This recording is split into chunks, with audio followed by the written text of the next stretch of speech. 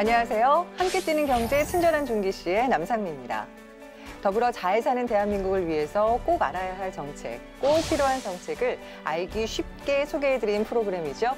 함께 뛰는 경제 친절한 종기씨. 자, 오늘은 제로페이와 소상공인 정책 자금에 대한 이야기 나눠볼까 합니다. 자, 함께 해주실 분 먼저 소개해드릴까요? 중소벤처기업부 소상공인 정책과 조재현 과장님과 함께하겠습니다. 안녕하세요. 네, 안녕하세요. 중소벤처기업부 소상공인정책과 조재현입니다. 네, 반갑습니다. 요즘 많이 바쁘시죠? 네. 그만큼 열심히 또 뛰고 계시는 것 같은데요. 2019년 소상공인 정책과의 핵심 사업부터 좀 살펴볼까 하는데 어떤 것들이 있죠? 네, 최근에 언론에서 많이 이슈가 되고 있는데요.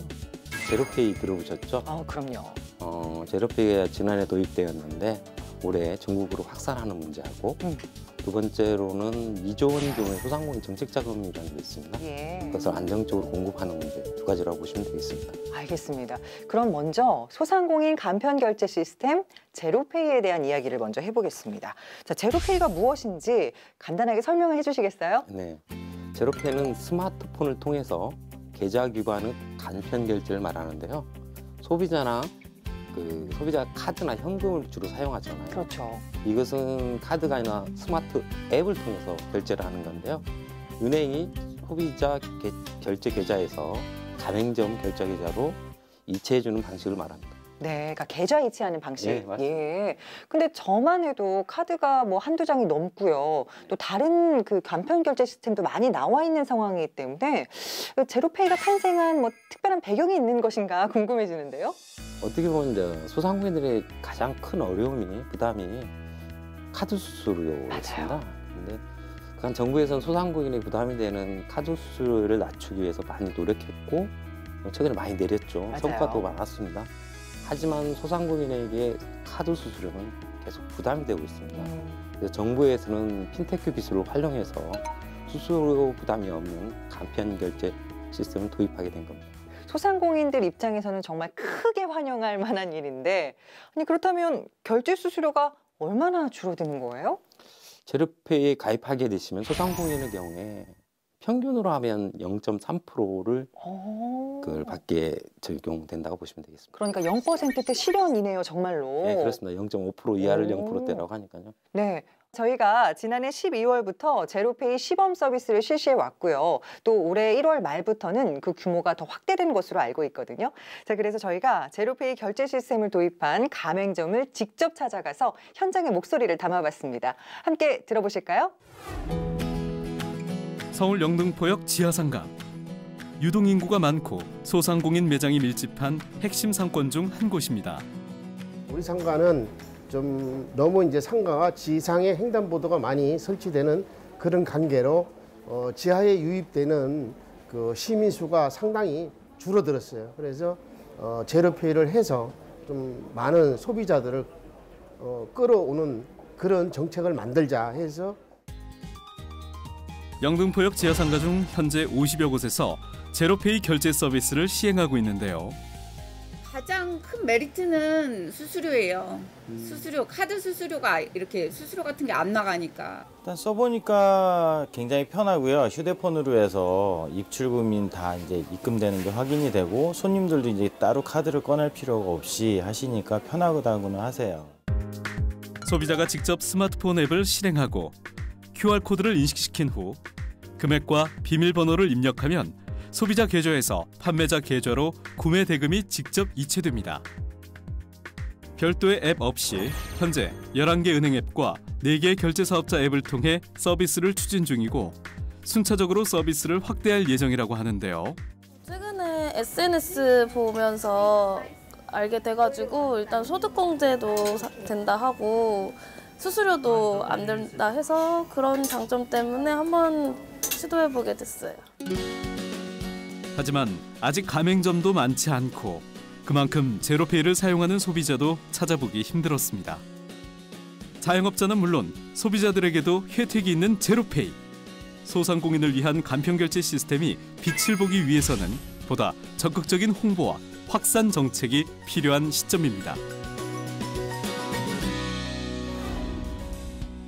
네, 영상에서도 확인하신 것처럼 제로페이를 사용하면 가맹점도 좋고 또 소비자들도 좋은 혜택이 돌아가는 걸로 알고 있는데요. 자, 이 혜택이 좀 궁금합니다. 어떤 혜택을 받게 되죠? 네, 소비자들은 얻게 되는 가장 큰 혜택이요. 연말에 소득공제 있죠. 네. 카드 경우에는 15%, 현금의 경우에는 30%를 받는데 제로페이로 결제하는 경우에는 40%까지 소득공제를 받을 수 있습니다. 네. 그리고요. 그리고 서울시 같은 경우에 현재 추진하고 있는데 공용 주차장이나 문화시설 등 공공시설 이용 시에 이용 요금을 할인해주고 있습니다.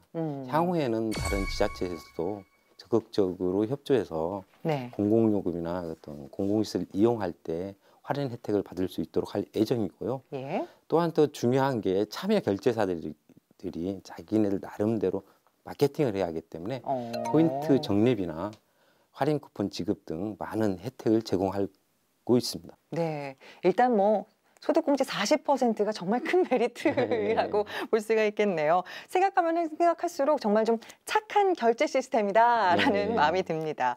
자, 그럼 이쯤 되면 어떻게 하면 이 제로페이 가맹점이 될 수 있을까 궁금해하실 것 같아요. 어떻게 하면 되죠? 온라인 접수가 참으로 좋고요. 네. 저희도 행정 처리하기도 좋은데요. 제로페이 홈페이지를 통해서 해주시면 되고 우편 접수도 가능합니다. 특히 우리 12개 중소벤처기업부 지방청이 있습니다. 네. 거기나 60개 소상공인 지원센터를 통해서 접수해 주셔도 됩니다. 네, 문이 활짝 열려 네. 있군요. 앞으로 이 가맹점들이 늘어나야 우리 소비자들도 계속해서 혜택을 볼 것이고 소상공인들도 좀 더 웃으실 텐데 제로페이 확산을 위한 계획도 좀 궁금해요. 저희가 이제 잘 아시겠지만 지난해 12월 20일부터 시범 실시에 들어갔고 네. 현재 가맹점 수는 한 5만여 개 많이 지금 증가한 상태이고요. 그렇네요. 저희가 이제 시범 지역별로 이제 시범 지역이라고 시도별로 한 4-5개를 시범 지역으로 지정해서 전국 총 110개를 지정해서 운영할 계획이고 전국 가맹점 모집도 시작됐습니다. 네, 더 많은 분들이 참여를 하시고 관심 가져주셨으면 좋겠습니다. 자, 그럼 2019년 소상공인 정책과의 핵심 사업 그 두 번째를 좀 살펴볼까요? 소상공인 정책 자금에 대한 이야기인데요. 어떤 사업인가요? 소상공인 정책 자금은 소상공인이 어려울 때 은행에 가면은 신용이 낮다, 담보가 없다, 그래서 돈 빌리기 어렵습니다. 맞아요. 또한 좀 장사가 잘 돼서 인력을 더 채용하고 또 어떤 투자를 하려고 해도 돈이 없어서 못하는 경우가 많습니다. 그렇죠. 이런 소상공인들을 위해서 정부가 저리로 자금을 대출해주는 사업입니다. 구체적으로 어떤 자금들이 유용이 되는 건가요? 금년에는 지난해에 비해서 3,500억 원 증가한 1조 9,500억 원을 지원할 계획입니다. 네. 소상공인 자금은 크게 세 가지로 나눌 수 있는데요. 경영안정자금하고 청년 고용이나 일자리 창출 기업에 지원하는 자금, 그리고 성장을 촉진하는 자금 크게 세 가지로 나눌 수 있습니다. 네, 그 세 가지의 각 자금별 특징도 궁금하고 또 예산 구성도 좀 궁금한데요. 첫 번째 경영안정자금인데요. 소상공인이 매출이 감소하거나 경기가 어려울 때 자금이 필요하게 되는데 그렇죠. 그런 기업들을 위해서 지원하는 경영안정자금은 올해 5,225억 원이 편성되어 있고요. 예. 다음으로 이제 청년을 고용하거나 일자리 창출을 위해서 지원하는 자금으로 7,475억 원이 편성됩니다. 예. 마지막으로 소상공인 성장을 지원하기 위해서 6,800억 원으로 구성되어 있습니다. 정말 소상공인들이 도움을 받게끔 좀 꼼꼼하게 신경 쓴 게 보이는 것 같습니다. 네, 자, 지원받을 수 있는 소상공인 정책자금 이런 것들 잘 귀를 기울이셨다가 도움이 딱 되면 좋겠는데 올해 소상공인 정책자금 중에서 뭐 달라지는 내용도 있는 건가요? 크게 세 가지로 보시면 되겠네요. 자금 규모가 이제 늘어나는 거 하나 하고 예.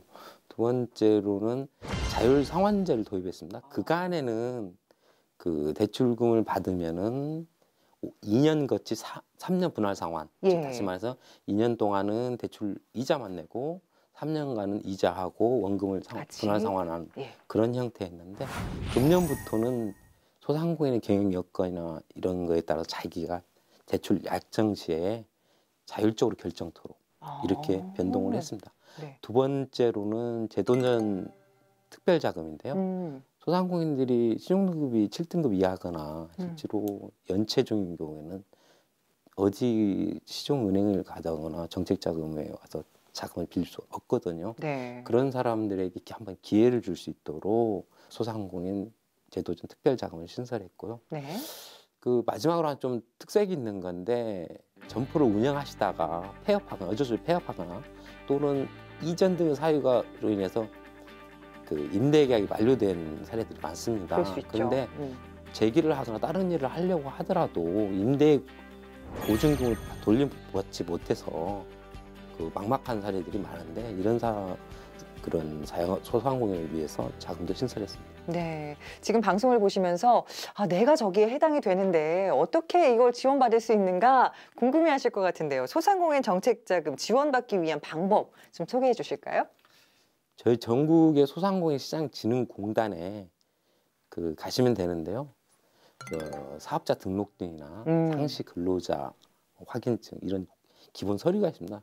그런 서류를 구비해 주시고 소상공인 시장진흥공단 전국 60개 센터가 있거든요. 네. 거기 찾아가셔서 상담하고 신청해 주시면 됩니다. 자, 요즘 내수 경기 침체로 인해서 소상공인분들이 어려움을 좀 겪고 있는데요. 오늘 이 시간을 통해서 조금이라도 좀 보탬이 되셨으면 좋겠습니다. 자, 함께 뛰는 경제 친절한 준기 씨. 자, 오늘 거의 마칠 시간인데요. 함께 해주신 그 소감 좀 궁금한데요. 소감이 전체적으로 소상공인 정책에 대해서 한번 쭉 올해 사업하는 것에 짚어본 거에 의미가 있는 것 같고요. 네. 한 가지 부탁드릴 것은 수수료 부담 없는 제로페이 많이 가입해 주시고 그 주위에 있는 지인분들한테 많이 홍보해 주셨으면 감사하겠습니다. 그렇죠, 그렇죠. 좋은 건 또 널리 알려야 되니까요. 자, 함께 뛰는 경제의 친절한 준기 씨. 저희가 준비한 소식은 여기까지입니다. 다음 시간에는 금융 지원에 대한 이야기 나눠볼게요. 끝까지 함께 해주신 여러분 고맙습니다.